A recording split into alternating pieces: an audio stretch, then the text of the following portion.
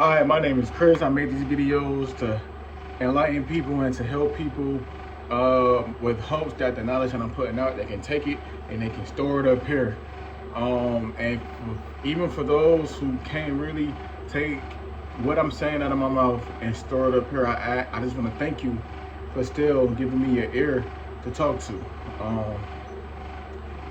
I want to jump back on the topic.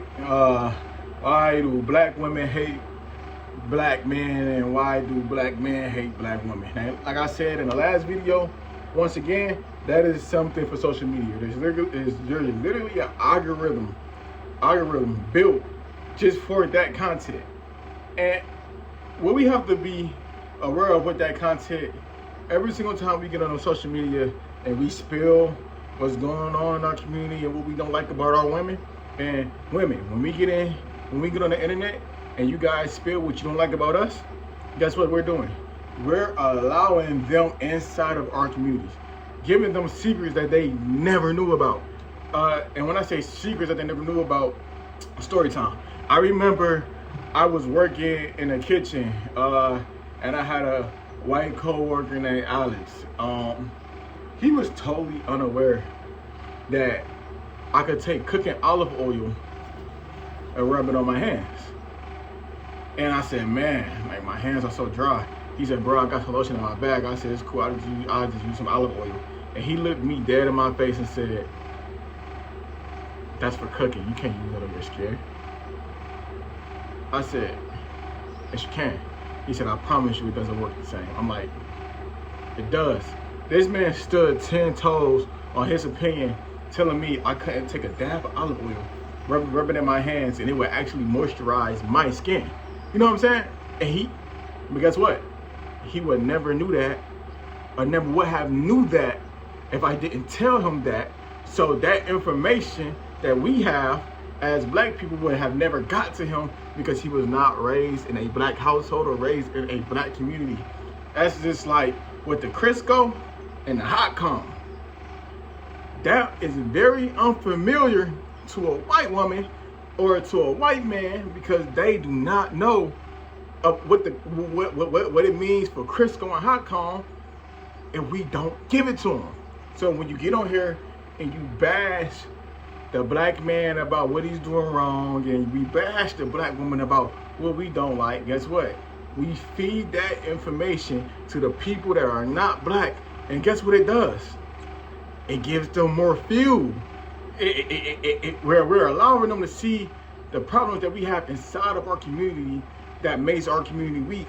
If we're going to speak honestly, when it comes to the problems inside of our community, a lot of the problems that we have inside of our community with the black men and the black women were strategically placed inside of our community through the government or the CIA. So, for example, from 1935 to 1997, there was an act through the government and families that needed welfare called the Man in the House Rule. Meaning, from 1935 to 1997, I believe, if a man was in the house, a single mom could not receive her welfare benefits. And they would do checkups. They would actually come to your house. They would knock on the door. They would come through and they would look to see if it was anything that could possibly relate to a man staying there. And if a man was staying there, you wouldn't get your food stamps. You wouldn't get your first of the month check. You wouldn't get your health care. Anything that the government was providing back then, you would not get if a man was living in your house with you. And this is the rise of the single black mother from 1935 to 1997. But right there, when we get to like the 70s, the mid 60s to the mid 60s to the 90s, this is where you really see the rise of the single black mom. Now, there were other things that was implied through that time, because of course we had the crack epidemic and racism. It was back in 1935. We had Jim Crow. It was a lot of things between that time that were that made it harder for black families to stick together. But when you have to literally choose between being in a relationship and feeding your family, feeding these kids, I'm pretty sure majority of us are, if not all of us, are going to choose to feed our kids. So with the government pushing the man out the house in order for the woman to receive assistance so she can take care and feed her, to take care and feed her babies, now we're looking at that rise of single mothers, but also that bitterness. See, what we don't see, a lot of times what we don't understand is that when you see the black man is less fortunate than a white man, we lost like 500 years, like probably more. Like, we didn't get that head start. My great granddad didn't own land that he passed to my that he passed to my grandfather, that my grandfather passed to my father, and my father passed to me. We didn't get a chance to own businesses. We didn't get a chance to have oil. We didn't get a chance to be able to reinvest in stocks that our parents had already invested in, because a lot of our parents don't even understand financial literacy. And like in this current generation of these new 25 to 35 year olds, within that age frame of 25 to 40 year olds, we are the first group to actually understand finances. We are the first group to actually understand financial literacy. So we are the first group to actually try to break that wealth gap by going to buy homes, by building credit, by investing money into banks, by investing money into stocks, by building 401ks, retirements, life insurance policies. So with that being said, a lot of times, because the biggest complaint about the black man is that he has no funds, he has no future, he has no this. A lot of times, when the black man is not as fortunate as other men, it's because when it comes to this country, we have been put through the most. See, when we don't, and another thing I would like to point out is that when slavery ended, that's when the mass incarceration system started booming out of nowhere. Back then, so they had to tell us that slavery ended in 1865 when there were still slaves going into the 1900s, right? Coming fresh out of slavery, when slavery ended in 1865, that's when the prison system started. Coming fresh out of slavery, we didn't have jobs. We didn't have real jobs. We didn't have real property. It was things that we didn't have.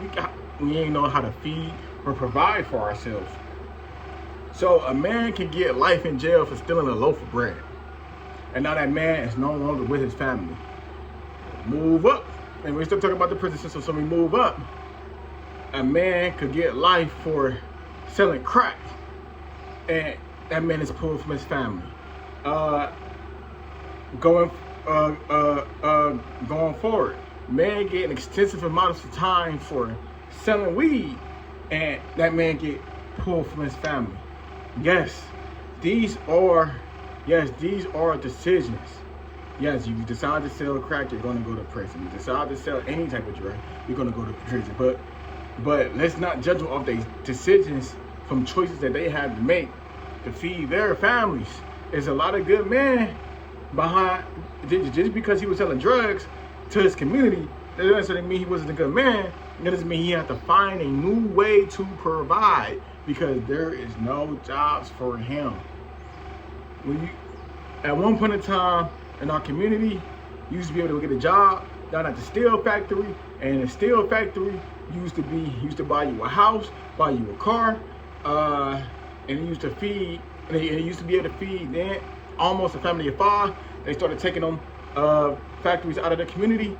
I want to say around the 60s and the 70s, and then we're left with nothing. No more mom and pop stores. We're left with nothing. So guess what? Our community get flooded with drugs, get flooded with guns.